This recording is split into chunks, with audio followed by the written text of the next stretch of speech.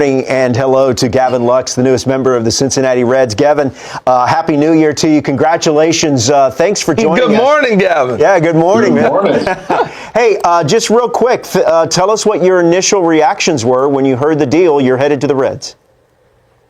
Yeah, a lot of emotions, man. I'm sure if anyone can attest to that, if you've gotten traded, it's, you're excited, you're nervous, it's a new place, a place you've never been. And, obviously the last 9-10 years, Dodgers is the only thing I've ever known. So, it's a lot of emotions, but I'm excited to get over there and get with that group of guys. There's a lot of really good young talent. So I'm excited to get over there and help those guys win in any way I can. Hey, it's okay to be emotional. I played 12 years in the Mariners system before I left. It was the weirdest thing ever, and it took a long time to get used to.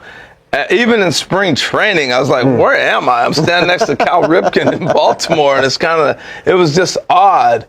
So I'm telling you, it's okay to be that point. I want to ask you, what did you learn in the Dodgers system? Obviously, they brought you through, but what was one of the couple of key things that will sustain you as a ball player? Yeah, I think just the preparation piece, I think. Just how to game plan against pitching, like doing homework on different hitters and where they hit the ball on certain pitch types. And I think just the preparation before every game. So, you once the game starts, you play the game and you don't got to think and you're prepared. And I think, I think that was a huge takeaway was, man, these guys put a lot into preparation and going over the analytics on pitchers. And I think that's a big thing I learned was just how to, go through that data and use what I want. And, how can whatever I'm taking from that data, how can it help me and how can I use it? I was saying, if you're going to get traded, Cincinnati's not a bad place for a left-hand hitter. Tell me the first time when you took BP there before a game that you were like, man, the ball jumps here.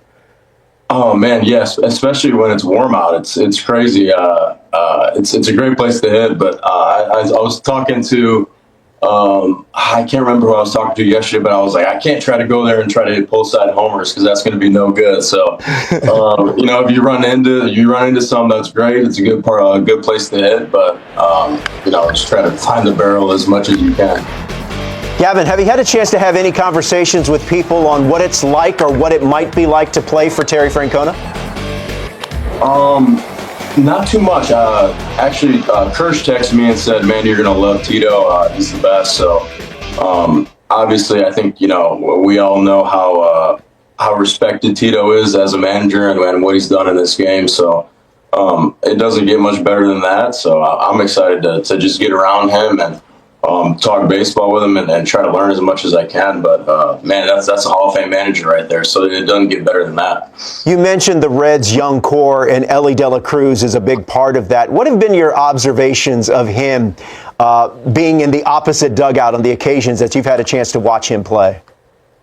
He's electric, man. That's about as dynamic as an athlete as you can get in baseball. I think when we played him in Dodger Stadium earlier last year, he stole like 4 or 5 bases. We walk him, he steals second, and then he gets on second, then he steals third. I'm like, we got to keep this guy off the bases because, and he's a problem right now. Like it's like you walk him, he gets a single, it turns into a triple. So, and then obviously he's got stupid juice, and he can run, and he's a freak athlete. So, I'm excited to see him play every day because that's about as high of a ceiling as a baseball player as you can get. Yeah, speaking of high ceilings, you played with Shohei, Mooki, and Freddie. It doesn't get much better than that.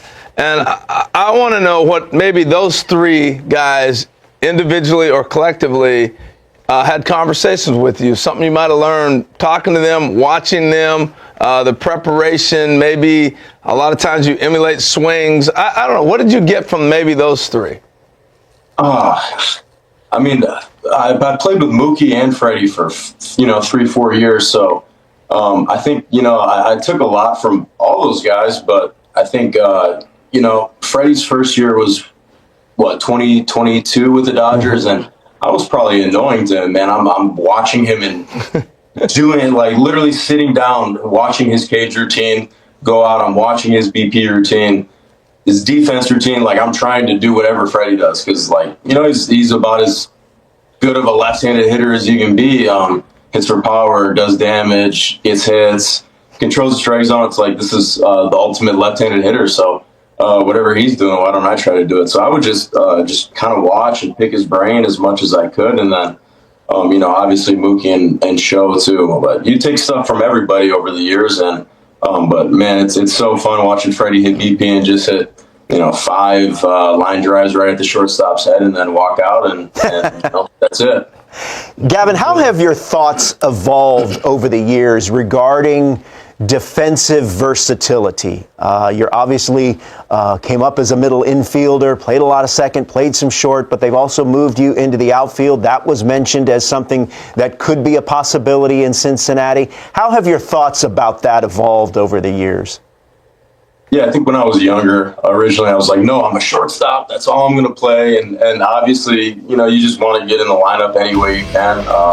You know, once you get up here, and it doesn't matter where you play. And I think that's kind of how my thought about it has changed. Was I don't really care where I play as long as, you know, I get in that lineup and I can try to help the guys win and compete. And wherever that is, it doesn't really matter. I'm going to do whatever I can to help these guys win and make some plays. But yeah, I think when I was younger, I was pretty stubborn. Like, I just want to play short, I want to play infield, and I don't want to do anything else. And obviously, that's not great for the team. And there's a lot of guys on this team that can move around, so I think it helps even more.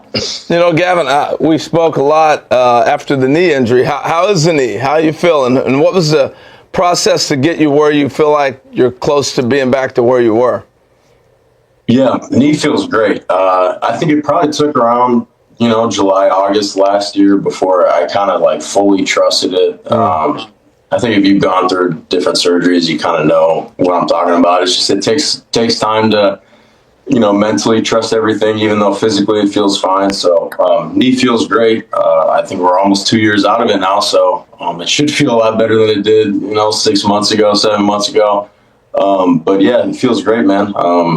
You know, having a full normal off season to kind of build strength on it and not just rehab it, you know, should help a lot too. Hey, the last thing, when I heard your name being thrown around a little bit this winter in trade talks, because the Dodgers were knowing you're this commodity, but that is not new. Everybody's always wanted Gavin Lux, but you were untradeable.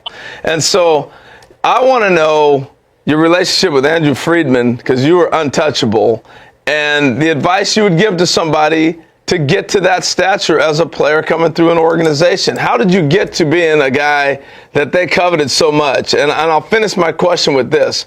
I felt like the trade, when I heard about it, they had opportunities to send you a lot of places, but they sent you to a place that you're going to play and you're going to flourish in. And I thought that was like, we're going to reward him for everything that he did with us. So I want to know your advice to players coming through organizations and how you got to that mantle. Yeah, me and Andrew have a really good relationship. Obviously, we've been together for, you know, 10 years. And I agree. I felt the same thing. You know, I think, obviously, I don't know all the details. I don't know who else was in on trade talks, but I agree. I think, you know, this is a really good place for me to go and have a good opportunity to play and help some of these young guys. And hopefully I can be an open book with some experiences I've had. I've had a ton of ups and downs and in-betweens and, you know, a lot of different experiences. So hopefully I can just help out and be a shoulder. But, yeah, I think coming up through the system, I just I did everything these guys asked me to pretty much. What can I get better? What can I do to get better? Where do I need to get better? What do I got to do to get up there and help you guys? And I think, you know, you kind of go about your business. You try to get a little bit better every year. And, you know, I think being a teammate, good teammate in the clubhouse, obviously is huge too. So, you know, if you're a good dude, you're doing things right. Obviously, I think it's going to be a little bit harder for them to get rid of you. So, yeah, I think just coming up, do everything they ask you to, and just be a good teammate. I think that's kind of the approach I took with it. Gavin, we'll get you out of here on this one. It's been obviously an eventful couple of months for you this offseason. A couple of months ago, you were rewarded with the key to the city of Kenosha.